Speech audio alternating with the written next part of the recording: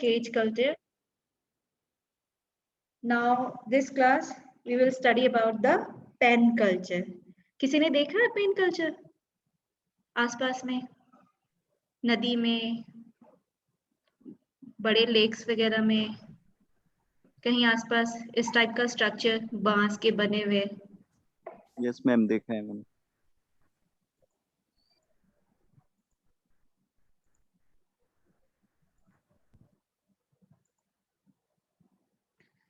Pen culture और cage culture में क्या है कि दोनों ही इनक्लोज स्ट्रक्चर है, बट पहले भी बताया आपको कि केज कल्चर में जैसे बॉटम भी है, आपके उस साइड में भी नेटिंग रहेगा, नेट का जो है इनक्लोजर रहेगा। लेकिन इसमें क्या होता है, पेन का जो बेड है that is the bed of the river itself, जहां पे वो पेन मतलब बनाया गया पेन स्ट्रक्चर, वो मीडियम, वो वाटर मीडियम, चाहे वो रिवर है या लेक है, जो भी आपका जहाँ पे भी पेन कल्चर वहां पे कर रहा है, तो उसका जो बॉटम एरिया वहां पे कोई नेट नहीं होगा, उसको इस तरह से पोल को आपको बैम्बूज के बने होते हैं, जनरली यूज किए जाते हैं, चीपेस्ट होता है इसलिए, और मिल भी जाता है इजिली, तो उसी का ही ज्यादातर जो है ये जो है उसका बॉटम तक डाला जाता है, और उसका जो बॉटम होता है कम्प्लीटली वाटर बॉडी का बॉटम होता है पेन कल्चर का। ठीक है, ये डिफरेंस है उसका।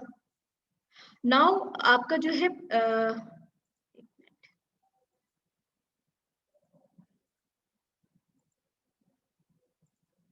आपके पेन कल्चर में जो है पेन की जो स्क्रीनिंग वगैरह, जो भी पेन बनाने में जो भी मटेरियल यूज होता है उसके बारे में हम पढ़ेंगे। Now first material we required is the fencing screen, जिसमें जो मेज है, मेज साइज आपका डिसाइड करता है कि आप कौन से साइज की फिशेस रख रहे हैं। ठीक है, उसके अकॉर्डिंग भी आपका जो है मेज साइज को ध्यान में रखते हुए उस जो है हम डिसाइड करते हैं कि कौन से फिश स्टॉक कर रहे हैं, फिंगरलिंग, फ्राई साइज या रूट स्टॉक उसमें रखने वाले हैं, तो उस हिसाब से अपना मेस साइज जो है चेंज भी कर सकते हैं। Exposure to sun and water, sturdy enough to withstand the stretching, tension and current, resistance to crabs, cut, low price, easily available and easy to handle. Generally जो SDP, high density polyethylene monofilament से बने हुए जो mess होते हैं, वो generally हम fencing screen के लिए यूज करते हैं, चारों तरफ से घेराव करने के लिए जो मेस की जरूरत पड़ती है।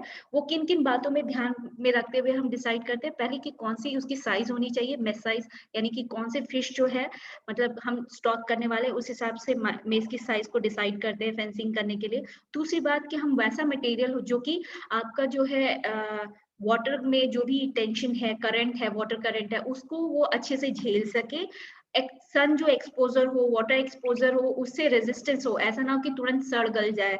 ठीक है, आपका जो है मान लीजिए क्योंकि आप नेचुरल वाटर बॉडीज में रख रहे हैं, तो उसमें क्रैब्स वगैरह भी होंगे।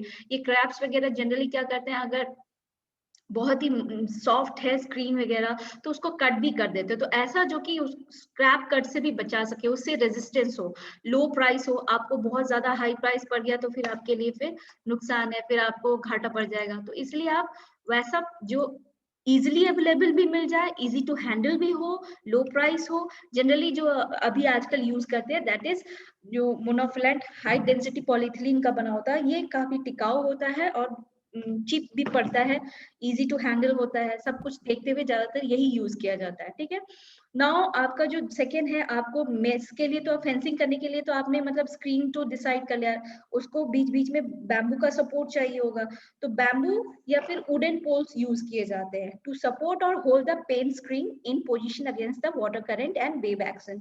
जो भी पानी में वेव एक्शन या वाटर करंट बन रहा है, just a second.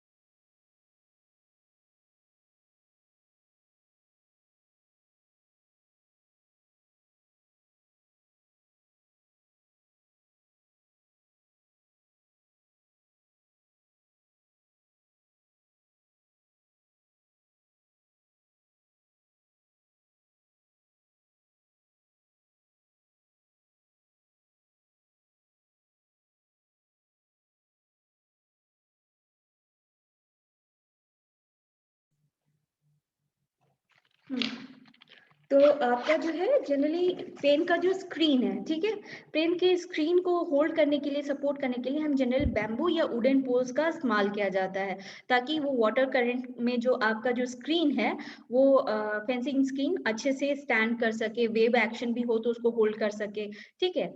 Mature and well season bamboo casuarina poles वगैरह जो है 50 टू 70 मतलब 50 से 70 मिलीमीटर का जो लंबाई होता है, इतने साइज का बैम्बू जो है वो मैच्योर बैम्बू, क्योंकि अगर कच्चा रहेगा तो वो टूट सकता है ना, तो अगर मैच्योर है तो वो वेल सीजन है तो वो स्ट्रांग होगा, तो फिर वो टूटेगा नहीं वेव एक्शन से, अगर वो मजबूत नहीं हुआ तो वो सपोर्ट नहीं कर पाएगा, तो इसलिए इस टाइप के बैम्बूज जो है पेन स्ट्रक्चर क्रिएट करने के मतलब बनाने में यूज किए जाते हैं। और आपका जो फुट रोप, हेड रोप वगैरह यूज किया जाता है ऊपर की तरफ जो होता है। आपने आप लोग का फिशिंग क्राफ्ट एंड गियर अभी नहीं हुआ है ना ये टॉपिक? हेलो, नो आपने मैम। डिफरेंट नेट्स के बारे में नहीं पढ़ा है, तो आप पढ़ोगे कि नेट में एक फुट रोप भी होता है, एक हेड रोप होता है। हेड रोप ऊपर की तरफ है जो नेट को संभाले रहता है, उसमें जो है बहुत सारे ऐसे मतलब फ्लोटिंग एलिमेंट्स लगाए जाते हैं ताकि वो फुट जो है मतलब हेड रोप जो है ऊपर फ्लोट की तरफ ऊपर वाटर की तरफ फ्लोट कर सके।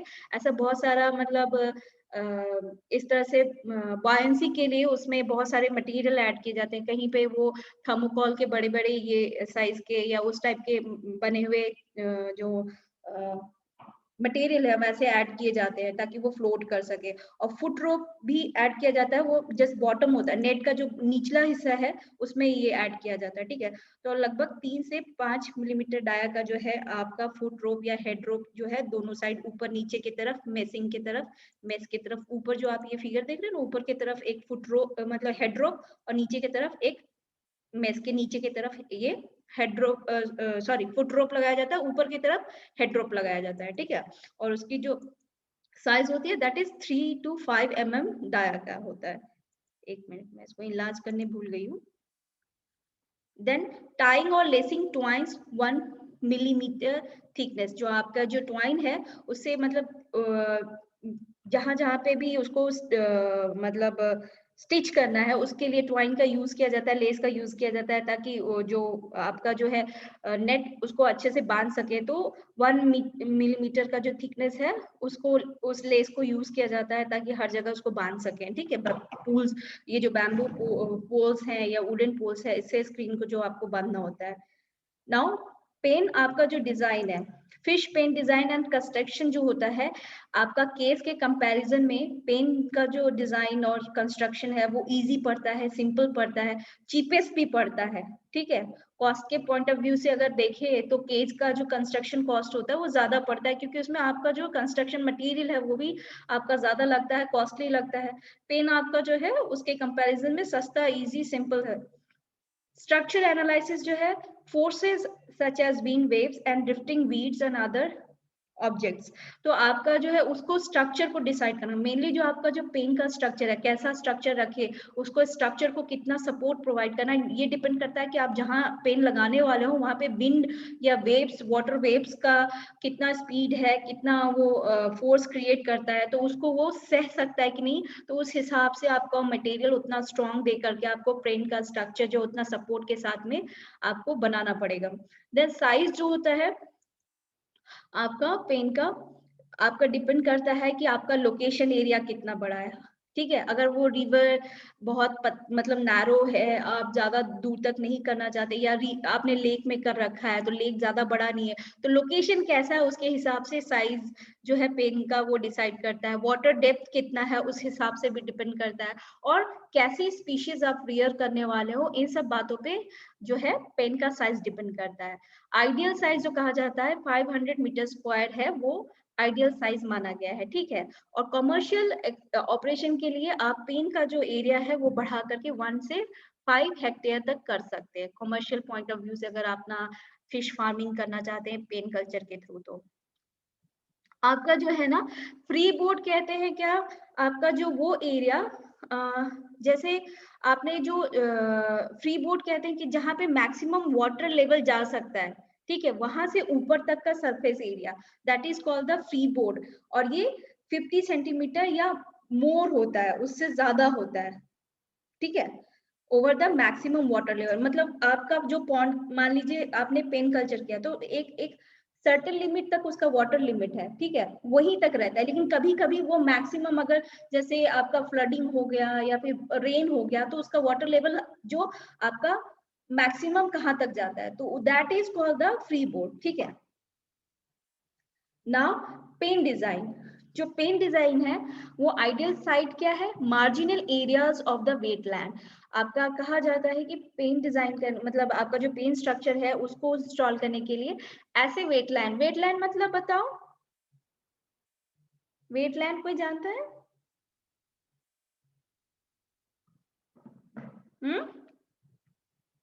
मैम चौर मॉन को कहते हैं। हाँ, वेटलैंड चौर मॉन एरिया आपका वो वेटलैंड में आता है। फ्लड प्लेन वेटलैंड भी कहलाता है, वैसा एरिया जहाँ पे फ्लड हमेशा आते जाते रहते हैं, ठीक है। मार्शी एरिया कह सकते हो, दलदल एरिया जो एक तरह से कह सकते हो, ठीक है। उसमें बहुत सारे वेटलैंड में भी बहुत सारे आगे चल के आप वेटलैंड का आपका क्लासिफिकेशन भी पढ़ोगे, तो फ्लड प्लेन वेटलैंड भी है जिसमें आपका चौर मॉन एरिया जो है, जहाँ पे पानी हमेशा आते रहता है फिर जाता है, पानी हमेशा थोड़ा सा रहता है, लाइक इस टाइप के एरियाज जो है जहाँ पे वाटर डेप्थ ज्यादा नहीं होता, 1.5 से लेके 2.5 मीटर तक मिलता है, तो ये जो डेप्थ है पेन के लिए सफिशिएंट है और अच्छा माना गया है। तो this site is called as the ideal site for the pen culture. Okay, shape क्या है, आपको पेन के बहुत सारे शेप देखने को मिलेंगे, कुछ पॉलीगोनल, रेक्टेंगुलर, स्क्वायर और सर्कुलर। ज्यादातर आपको सर्कुलर देखने को मिलते हैं, लेकिन इंडिया में जो है आपको रेक्टेंगुलर शेप जो है आपका खासकर वाइडली यूज किया जाता है। रेक्टेंगुलर शेप, सर्कुलर शेप, ये आपको ज्यादा देखने को मिलेगा, लेकिन अगर दोनों का कंपैरिजन करें तो रेक्टेंगुलर ज्यादा को देखने को मिलता है, ठीक है।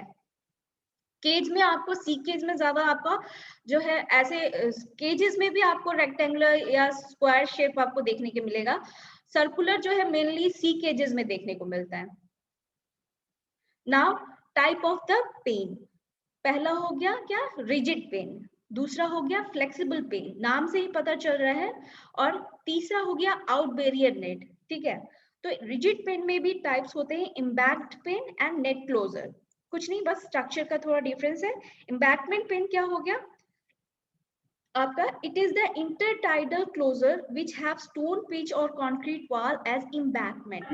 इम्बैक्टमेंट मतलब हो गया कि आपका, किसका म्यूट कर लो, किसी का ऑन रह गया। तो इम्बैक्टमेंट हो गया वैसा एरिया जो जैसे पॉन्ड हो गया, ठीक है, पॉन्ड के चारों तरफ जो एरिया होता है जिसपे हम चलते हैं, आपका पगडंडी टाइप का जो एरिया हो गया, ठीक है, जहाँ पे हम रह करके ऑब्जर्व करते हैं, फीडिंग करते हैं, नेटिंग करते हैं, तो ऊपर का जो एरिया हो गया, ठीक है, दैट इज कॉल्ड द इम्बैक्टमेंट, जो पॉन्ड को चारों तरफ से घिरा करके रहता है। तो वैसे ही आपका जो है इम्बैक्टमेंट एरिया जो होता है, मतलब पॉन्ड, मतलब यहाँ पे पेन है, तो ऐसा आपका इंटरटाइडल जोन, जहाँ पे मतलब इंटरटाइडल मतलब ऐसा एरिया, ऐसा सी एरिया, ऐसा एरिया जहाँ पे आपका जो टाइड्स वगैरह जो है आपके आते जाते रहते हैं, तो वैसे एरिया में जो है आपका जो उसका आउटर साइड जो आपका है घेराव जो होगा वो स्टोन पिचिंग के थ्रू होगा या कंक्रीट वॉल के थ्रू होगा, ठीक है। इस केस में मतलब उसमें जैसे फेंसिंग करते थे तो बैम्बू वगैरह यूज करते थे, इसमें इम्बैक्टमेंट का सपोर्ट रहता है, स्टोन पिचिंग रहता है या कंक्रीट वॉल जैसा इम्बैक्टमेंट बना रहता है, जैसे पॉन्ड में बनता है, ठीक है। All the embankment have sluices to allow the circulation. सब में जो होता है स्लुइस एक तरह का गेट होता है, ठीक है, आपका बहुत तरह का मटेरियल से बना होता है, ठीक है, आपका बैम्बू का भी बना था, वुडन का, बैम्बू का, या फिर आपका इवन आयरन का बना होता है, पुराने जो होते थे, ठीक है। तो इस टाइप का बना होता है स्लुइस गेट, मेनली उसको वाटर को अंदर आने के लिए और बाहर जाने के लिए, खासकर अंदर आने के लिए वो बनाया जाता है। तो जितने भी इम्बैक्टमेंट हो सब में स्लुइस दिया जाता है, स्लुइस गेट दिया जाता है, ताकि जो वाटर है अंदर आ सके, सर्कुलेट हो सके, बाहर निकल सके, लाइक इस टाइप के। कुछ जो इम्बैक्टमेंट पेन जो है आपको देखने को मिलेगा, आपका जैसे कुछ एग्जाम्पल्स है, एडियोकी जो एक आइलैंड है जापान में, वहां पे ये इस तरह का पेन देखने को मिला है, या फिर आर्टोई करके एक है ब्रिटेन में, ये वहां पे जो है आपका इम्बैक्टमेंट पेन देखने को मिला है, ठीक है। ये दोनों जो है मतलब आपका जो कह लो एक एग्जाम्पल्स हैं कि यहाँ पे इस टाइप के पेन पाए जाते हैं, ठीक है। इंडिया में नहीं, ये दो जगह पे आपका जो है रिजिड के जो ये इम्बैंकमेंट पेन टाइप है ये यहाँ पे मिलता है। नाउ नेट क्लोजर, जो आपका नेट क्लोजर है ये भी आपको इंडिया में नहीं, ये ऑसलैंड इनक्लोजर के नाम से भी जाता है और ये खासकर नॉर्वे में देखने को मिलता है। जो आपका अबाउट इसमें क्या होता है, कुछ इस टाइप का स्ट्रक्चर है, आप देख सकते हो, ठीक है। ये जो एरिया है 25, ये एरिया है और ये बीच का एरिया है कंप्लीटली, और सीधे आप देख रहे हो ये फीडिंग प्लेटफॉर्म बनाया गया है फीड डालने के लिए। तो ये पूरे चारों तरफ से रेक्टेंगुलर शेप में घेराव किया गया है। तो ये जो है आपका मेनली उसका ये नॉर्वे में देखा गया है और ये जो है about 25 metre from the shore line area, जहां मतलब जो आपका जो आपका सी एरिया है उससे 25 मीटर अंदर मतलब जो है अंदर तक ये एरिया जो होता है जहां पे वाटर डेप्थ इसकी पाई गई है लगभग 10 मीटर की। और इसका जो कंक्रीट या टिम्बर डॉग पाइल्स जो है आपका driven with sea bed forming a horseshoe form of, इसमें जो है इस तरीके से इसका क्रिएट किया गया है कि लाइक ये जो है आपका फेंसिंग जो की गई है ये कंप्लीटली हॉर्सशू शेप में दी गई है 25 मीटर इंटू 35 मीटर का जो ये है। और इस तरह से ये कंक्रीट वगैरह का बना करके फीडिंग प्लेटफॉर्म क्रिएट किया गया है। तो ये एक मतलब कंप्लीटली स्ट्रक्चर के ऊपर नाम किया गया है, ठीक है। इसमें जैसे इम्बैकमेंट है तो इसमें इम्बैकमेंट पेंट दिया गया है क्योंकि इसमें फेंसिंग के लिए नेट ना यूज करके इम्बैकमेंट या स्टोन पिचिंग का यूज किया गया है, ठीक है। नेट इंक्लोजर में इस तरह से नेटिंग करके जो है आपका बनाया गया नेट से, लेकिन उसके अंदर जो है फीडिंग प्लेटफॉर्म और ये जो है सी बेड के अंदर, मतलब क्योंकि ये सी के अंदर में बनाया गया ना, सॉरी ये सी के अंदर में 25 मीटर तक शो लाइन एरिया से अंदर जो है 25 मीटर तक ये जो है फेंसिंग की गई है और उसके बाद ये जो है फीडिंग प्लेटफॉर्म बनाया गया है। तो इस तरीके से ये हॉर्सशू शेप दिया गया है, ठीक है। बस और कुछ नहीं, स्ट्रक्चर के नाम से ही ऐसा है। नाउ द फ्लेक्सिबल इनक्लोजर, ये क्या है, different type of framing arrangement including bamboo poles as piles and netting use. इसमें जो है आप इस तरह से देख सकते हो, ठीक है। ये एक फ्लेक्सिबल इनक्लोजर पेन का स्ट्रक्चर है जिसमें डिफरेंट फ्रेमिंग स्ट्रक्चर का अरेंजमेंट किया गया है, बैम्बू पोल्स वगैरह यूज किए गए हैं, नेटिंग यूज की गई है। तो आपका जैसे आप यहाँ पे ये जो एक साइड कॉर्नर में नर्सरी के लिए यूज किया गया है, उसका रेयरिंग एरिया के अंदर में एक कॉर्नर साइड में नर्सरी जो है नर्सरी रेयरिंग के लिए यूज किया गया, मतलब ये रेयरिंग यूनिट हो गया और ये नर्सरी यूनिट हो गया। तो इसी के अंदर में एक छोटा सा स्ट्रक्चर क्रिएट किया गया है, ठीक है। तो डिफरेंट फ्रेमिंग अरेंजमेंट करके जो है आपका जो है दो तरह का कल्चर किया जा रहा है। तो इसमें थोड़ी फ्लेक्सिबिलिटी जो है इनक्लोजर में फ्रेमिंग स्ट्रक्चर में ला करके ये क्रिएट किया जाए। Poles have been supported either with a simple bracing or with double bracing. जो है आपका पोल जो है इसमें सिंपल ब्रेसिंग के थ्रू जो है सपोर्ट किया गया है। ये जो पोल आप देख रहे हो, ठीक है, इसमें सिंपल ब्रेसिंग भी किया है, कहीं पे दोनों साइड से सपोर्ट किया गया है डबल ब्रेसिंग के थ्रू, ठीक है।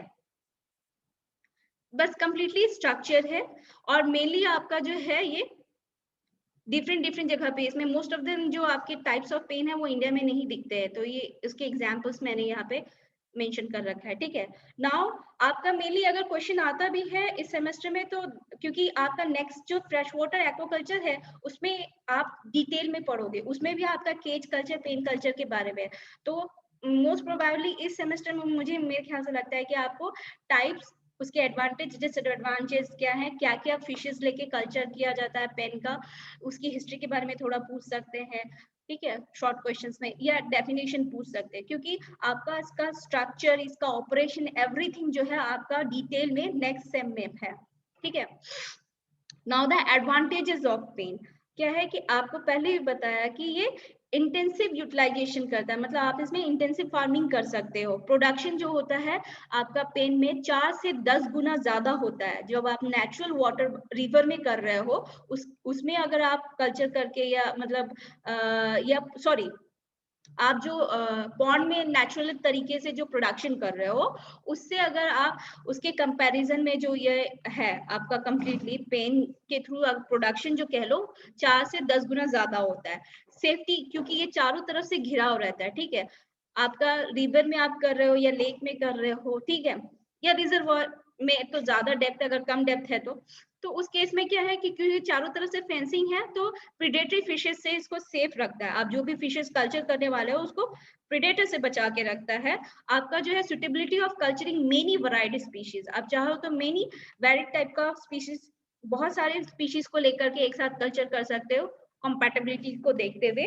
और क्या है, क्योंकि फेंसिंग के अंदर में है तो लिमिटेड एरिया में ही है तो आप उसको हार्वेस्टिंग इजिली कर सकते हो। अगर पूरे मान लो पूरे लेक को यूज करने वाले हो, ठीक है, तो उसमें हार्वेस्ट करने में आपको कितना लेबर लगेगा, कितना टाइम लगेगा, और काफी कॉम्प्लिकेटेड है, पूरी ठीक तरह से हार्वेस्ट हो भी नहीं पाएगा। लेकिन अगर वही आपने फेंसिंग करके पेन कल्चर कर रहे हो तो एक सर्टेन एरिया तक कर रहे हो तो उसको हार्वेस्ट करना इजी पड़ जाता है। ठीक है, एक मिनट।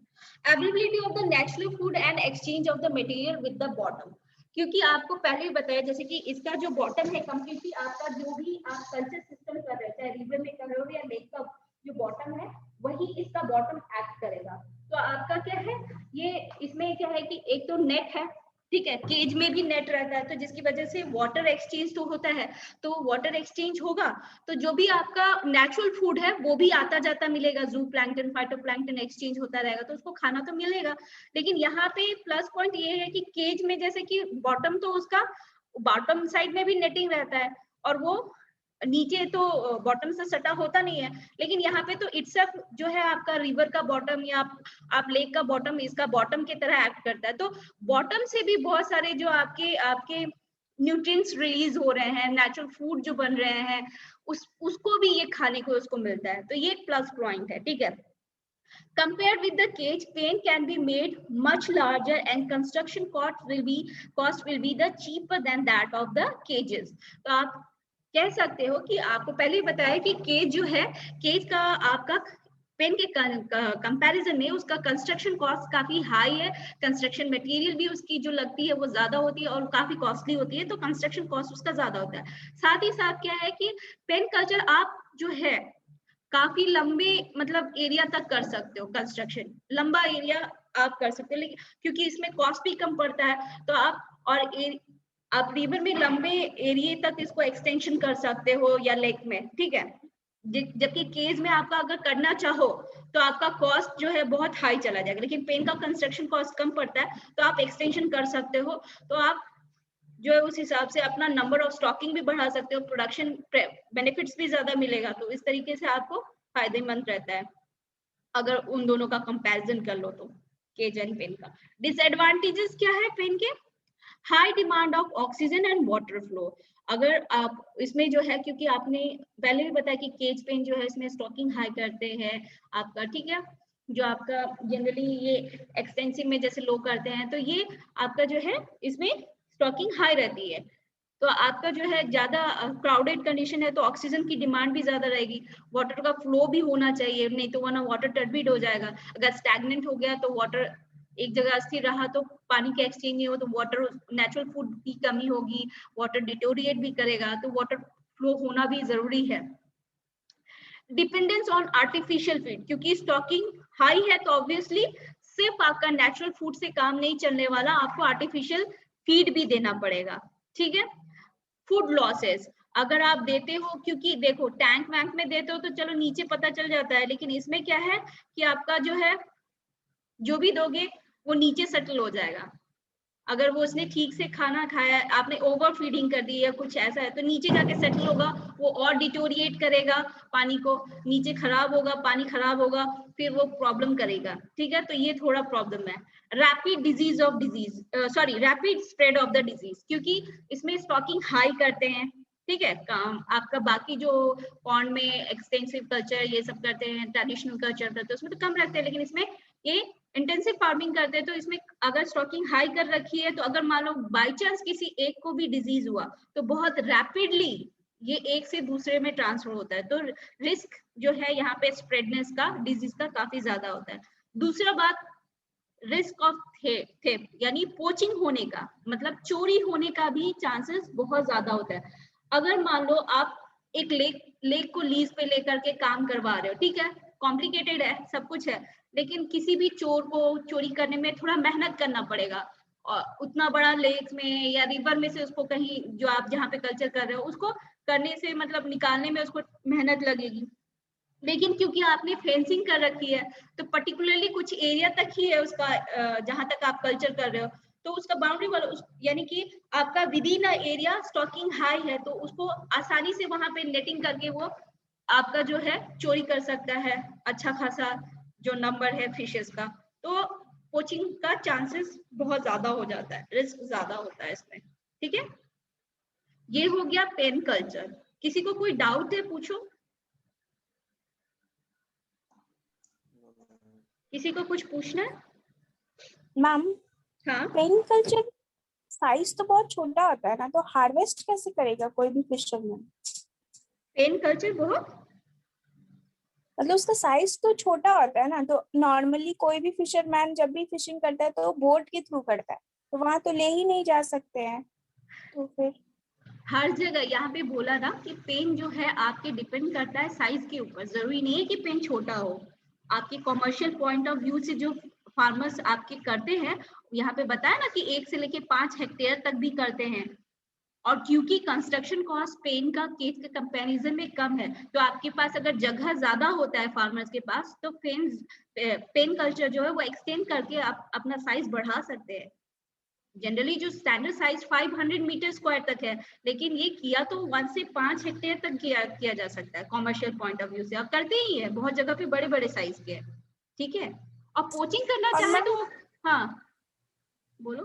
अगर 5 हेक्टेयर तक कर रहे हैं तो उसमें फेंसिंग करने का क्या जरूरत है? वो तो 5 हेक्टेयर नॉर्मली बड़ा होता है, तो उसमें तो स्टॉकिंग डेंसिटी हाई कैसे देखो, करें? यहाँ पे फेंसिंग करने का मेन पर्पस है कि प्रीडेटरी, और क्योंकि आप ये जब भी करने जा रहे हो नेचुरल वाटर बॉडीज में कर रहे हो।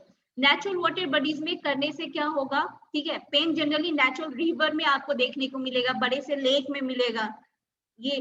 ठीक है, किसी पॉन्ड में कोई पेन कल्चर नहीं करता, तो आपका उसमें प्रीडेटरी फिशेज है, वो आपकी जो कल्चर फिशेज है उसको नुकसान पहुंचा सकता है। आप जो फीड देने जाओगे वो प्रीडेटरी फिशेज खा लेगी, आपकी फिश को नहीं मिलेगी। तो फूड स्पेस हर चीज के लिए कंपटीशन होगा ना। लेकिन अगर आप फेंसिंग करते हैं तो हर तरीके से उसको मतलब जो है सेफ्टी प्रोवाइड कर रहे हो। समझ में आ रहा है? मतलब ये दोनों सिस्टम तभी यूज करेंगे जब हम लोग नेचुरल वाटर बॉडी यूज करें। हाँ, केज एंड पेन जो है आपका पॉन्ड में नहीं होता, उसके लिए सफिशिएंट डेप्थ चाहिए, और जनरली ये नेचुरल बॉडी में वाटर बॉडी भी करते हैं। पेन स्टॉल जो करते हैं आपके रिवर में, लेक्स, बड़े लेक्स हो गए। पेन रिजर्वायर में भी कम होते हैं क्योंकि रिजर्वायर का डेप्थ ज्यादा होता है, रिजर्वायर में जनरली केजेस करते हैं।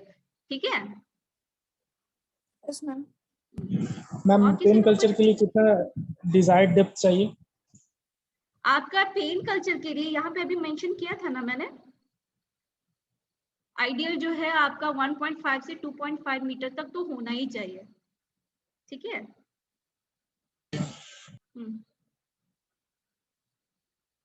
अगर ये नहीं है तो मैं दूसरा स्टार्ट करूं? ओके, क्योंकि अभी आपका रेसवे सिस्टम बाकी है, वो जीरो वाटर एक्सचेंज सिस्टम बाकी है। Yes ma'am.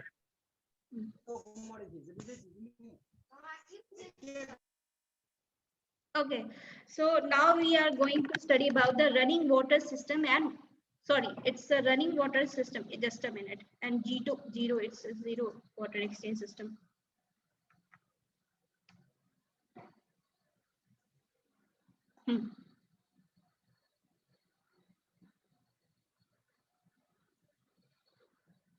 So now we will study about the running water system and zero water exchange system. Running water system, matlab, what do you mean by running water system? Anybody? Raceway culture. या raceway culture, जिसमें पानी जो है आपका लगातार flow होता रहेगा। ठीक है, स्टॉप नहीं करेगा, not a stagnant like pond, lakes type का। ठीक है। And zero water exchange system मतलब एक टैंक में जो या मैम मिस नहीं करते जीरो वाटर सिस्टम में, जीरो वाटर एक्सचेंज में जैसे बाकी सब में एक्सचेंज कर सकते हैं, but there will be no exchange of water. There will be the no exchange of water. Okay, just a second student, just a second.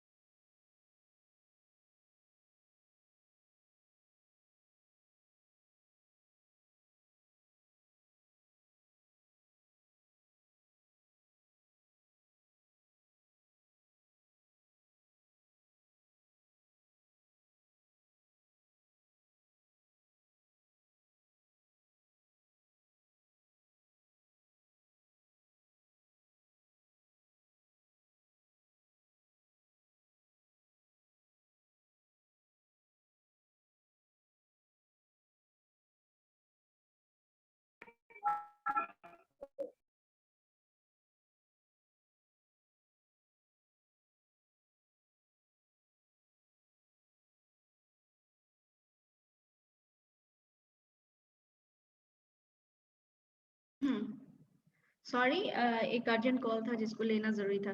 Now zero water exchange system, it's defining कि there will be the no exchange of water. Okay, so पानी का किसी तरह का इसमें exchange नहीं होगा. Example कुछ बताओ, पहले भी बताया आप लोगों को.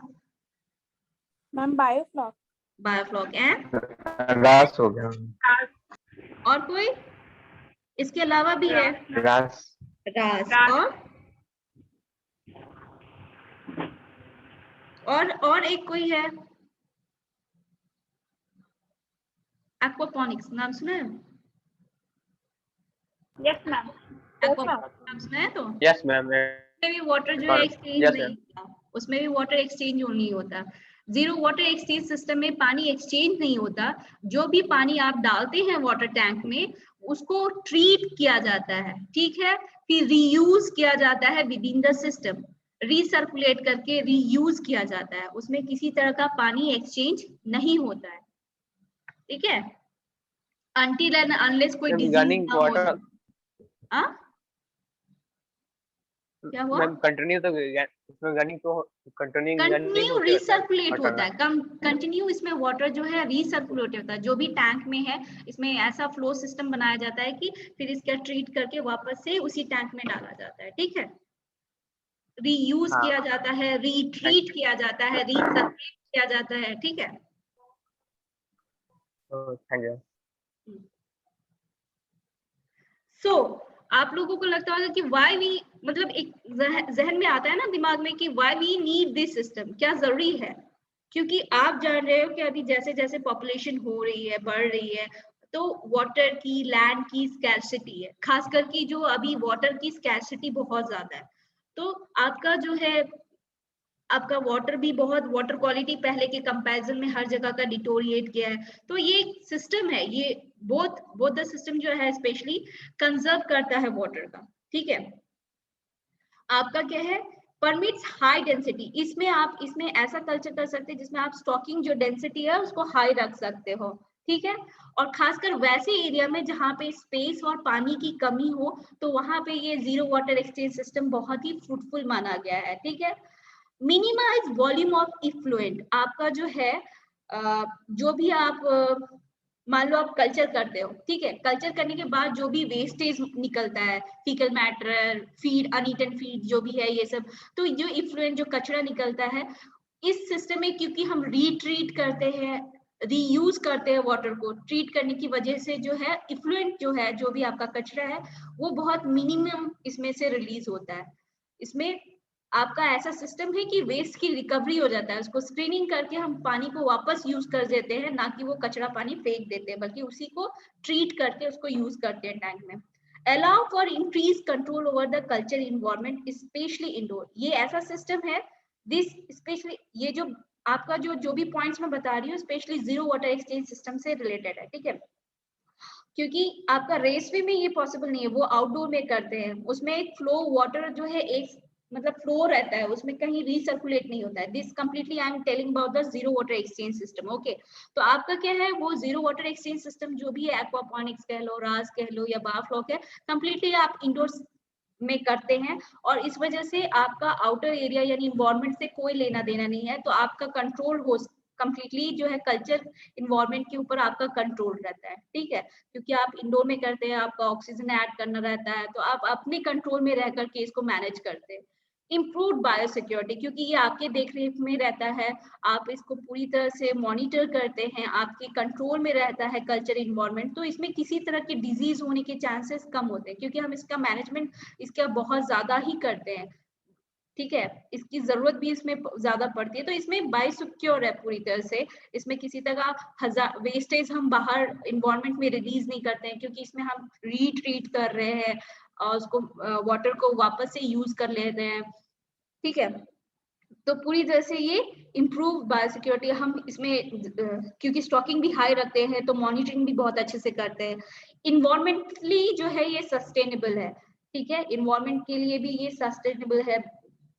आपका किसी तरह से इको फ्रेंडली भी कहा जाता है, क्योंकि इसमें हम इफ्लुएंट वगैरह जो है मिनिमाइज कर देते हैं, आपका वाटर जो है डिस्कार्ड नहीं करते, वापस से यूज कर लेते हैं, ठीक है, ट्रीट करके. तो इस तरीके से ये सिस्टम जो है बहुत फ्रूटफुल है. नाउ पहले हम पढ़ेंगे रेसवे के बारे में। ये तो बताया मैंने कि जीरो वाटर एक्सचेंज सिस्टम जो है इसके क्या क्या फायदे हैं और क्यों जरूरी है ये।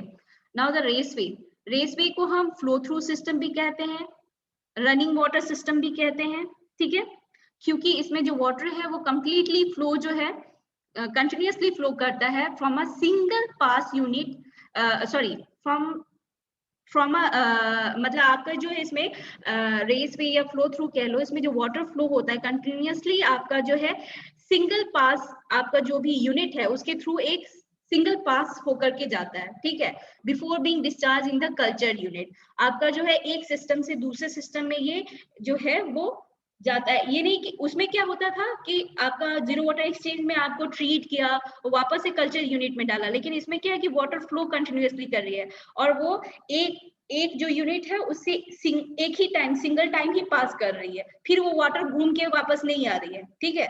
एक बार जो वो फ्लो होकर के गई फिर वो आगे जो कल्चर यूनिट है उसमें वो डिस्चार्ज होती है, बैक नहीं करती। Raceway system are among the earliest method used for inland aquaculture. ये सबसे पुराना और सबसे अर्लीस्ट मेथड है जो कि आपका इनलैंड एक्वाकल्चर